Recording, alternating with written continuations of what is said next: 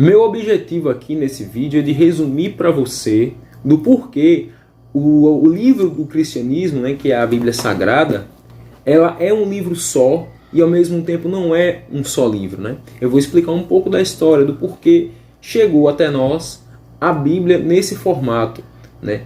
A Bíblia que eu acho mais correta, se você perguntar para mim, André, qual é a Bíblia mais correta? É a Bíblia ortodoxa, copta, né? É protestante, católica? Qual é a mais correta? Bom, no meu ver, até o momento em que eu gravo esse vídeo para vocês, é a Bíblia TEB, né? Que a Bíblia TEB, ela tem os livros a mais da Igreja Ortodoxa Grega.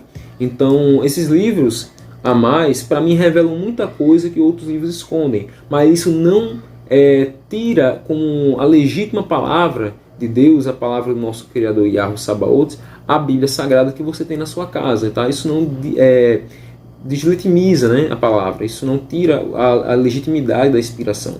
Muito pelo contrário. Ainda continua inspirada, entretanto você vê que por homens, né, terem movido todas as reuniões dos concílios que determinaram quais livros entrariam na Bíblia e quais ficariam de fora, você percebe que na realidade todos têm defeitos, todos têm falhas, né? Muitos querem acertar, outros por conta do interesse político. Então foi exatamente assim com o catolicismo e com o protestantismo na hora de definir o seu livro principal, da sua regra de fé. Então, para mim, até o momento, a Bíblia TEB, né, a Bíblia ortodoxa, é a Bíblia mais correta, porque é a Bíblia mais completa, né, ela tem 73 livros, mas para mim ela continua sendo mais uma Bíblia entre tantas outras que também tem a mensagem de Cristo, testificam do Evangelho, né, e esses livros a mais que estão aqui me dão mais conhecimento sobre outras coisas que a católica, que a protestante, né? Essa aqui, por exemplo, que eu tenho aqui, a católica de Aparecida, não deixam tão clara. Então, a tradução também é boa, tá? Então concordo que se você não gostar da tradução dela, não tem problema, leia a que está na sua casa, né? Mesmo com livros a menos, né, não tem muita importância, mas esses livros têm uma grande relevância para o estudo teológico, para a minha edificação também, para a gente saber certas coisas, né? A gente não tem que ficar somente com a Bíblia, porque se tudo que Deus falasse estivesse em um livro só, não caberia a revelação dele, vamos ser sinceros, tá? E a Bíblia, em momento nenhum, ela diz que ela é inerrante em sua composição, que ela está fechada em um livro só e só aquilo é a revelação divina. Em momento nenhum a Bíblia diz isso, porque a igreja faz muito pela Bíblia o que ela não faz por ela mesma, né? É justamente isso. Eu não estou dizendo que a Bíblia é um livro que ela tem defeitos, tem falhas, estou dizendo simplesmente que é um livro em que as pessoas colocam muito espiritual na Bíblia, sendo que ela só diz algo simples. Ela diz coisas simples que o cristão deve fazer. E outras coisas que Deus revelou não está na Bíblia, né? Então, se você se sente edificado por alguns livros que são considerados apócrifos, são deuterocanônicos, que não estão na sua Bíblia, que se você é evangélico ou protestante, não tem problema. Caso você seja católico também, leia os livros da TEB, né? Os 6 a mais do que os católicos, não fiquem também intimidados. Porque esses livros, se for para a sua edificação, ele a partir desse momento se torna inspirado para você, se torna inspirado pelo Espírito Santo. Então é essa a explicação introdutória que eu queria dar nesse vídeo. Mas como é que essas Bíblias, né, chegaram até nós? Né? Porque esse livro, que é o mais importante da humanidade, chegou até nós de uma forma tão diferente, né? Eu vou falar sobre isso na terceira aula, mas nessa segunda aula estou dando só uma introdução do porquê essas Bíblias, né, chegaram até nós dessa forma, né?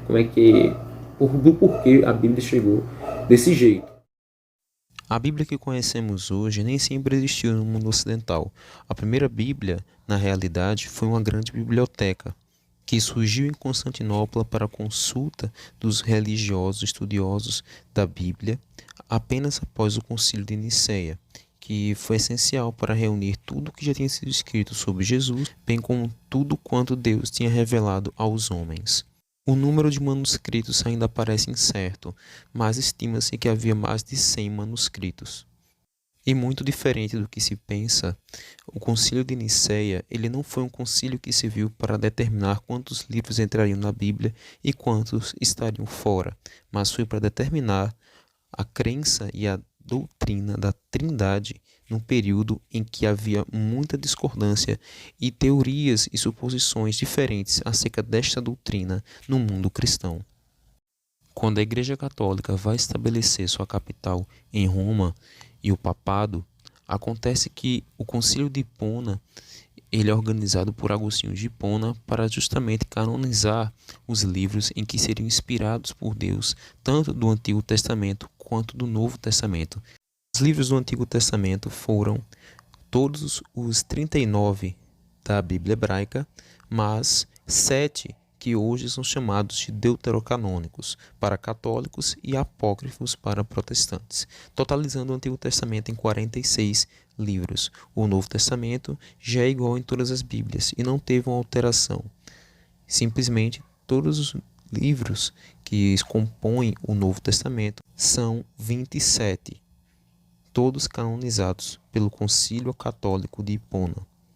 Após isso, houve o Sínodo de Cartago, onde o Papa Dámaso pediu para Jerônimo, que era um escritor e teólogo da igreja naqueles dias, escrevesse e traduzisse todos os principais livros da igreja canonizados nesse concílio de Hipona. Então, Jerônimo ele traduz toda a Bíblia, apenas deixando alguns, que são justamente os deuterocanônicos, que não se tinha na Bíblia hebraica, nem tampouco textos originais em hebraico, apenas em grego. Jerônimo traduz toda a Bíblia do antigo grego para a Vulgata Latina, bem como textos em hebraico dos próprios judeus. Por ter pensamentos judaizantes, ele vai contestar a inspiração dos deuterocanônicos, devido justamente à falta deles na Bíblia hebraica, o que não era o suficiente para rejeitá-los como escrituras não inspiradas. Outro evento que vai suceder para demarcar a Bíblia com diferentes livros em diferentes religiões cristãs é o Cisma do Oriente, que aconteceu em 1054 d.C.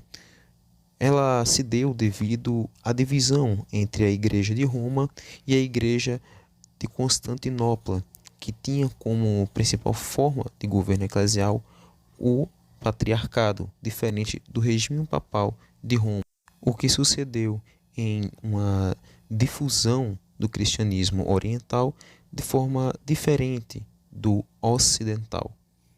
Aconteceu que também a Bíblia e alguns costumes que eram doutrina para a Igreja Católica Ocidental, assim como é para nós brasileiros, se tornou um motivo de divergência da Igreja, e algumas doutrinas se permaneceram iguais em sua total maioria, como os sacramentos, o batismo de crianças, a catequese e também costumes da Eucaristia continuaram iguais tanto na Igreja Ortodoxa do Oriente como a Católica Ocidental, tendo assim um ecumenismo entre os credos. Em 31 de outubro de 1517, deu-se início à Reforma Protestante. Assim como outros padres e bispos da Igreja Católica discordavam com seu sistema de governo sobre os países da época independentes, Lutero ele reafirmou o que Jerônimo falou acerca da Bíblia, rejeitando os deuterocanônicos e colocando a oração de Manassés no final de 2 Crônicas, capítulo 33, na Bíblia de Lutero, primeira edição. Essa mesma edição também retirou as cartas do Novo Testamento de Tiago, Hebreus, Judas e Apocalipse, mesmo tendo depois que colocar novamente nas futuras edições. Sendo assim, não foi alterado o Novo Testamento, apenas retirado 7 livros do Antigo Testamento da Bíblia Católica, que era a única que existia no mundo, somente competindo em diferença com a ortodoxa grega. Após muitos países se libertarem do regime papal, em que a autoridade da Igreja Católica estava totalmente sobre a política de países medievais, no início da chamada Idade Moderna, muitos países se libertaram desse sistema para adotar o absolutismo monárquico, onde o rei tem todo o poder, tanto religioso quanto político. A Inglaterra foi um dos que ainda não tinha alcançado essa autonomia. Sendo assim, uma maneira de se libertar da Igreja Católica era o rei Henrique VIII pedir para se casar com Ana Bolena e pedir divórcio ao Papa Clemente VI de Catarina de Aragão, já que não tinha dado filhos homens para ela. Dessa forma, Papa Clemente não aceita o seu pedido de divórcio e dessa forma ele cria uma nova igreja, o que dá início à Reforma Anglicana. Mesmo essa reforma não interferindo na estrutura da Bíblia que existia naquela época, seja protestante ou católica, foi crucial para que imprimissem várias Bíblias, tanto para quem era católico continuar como católico e protestantes continuar a divulgar os seus pensamentos e doutrinas na Inglaterra. Tanto quem era protestante, quem era católico, podia frequentar a igreja anglicana, sendo assim uma nova forma de apagar protestos e uma história fatídica de revoltas religiosas na Inglaterra.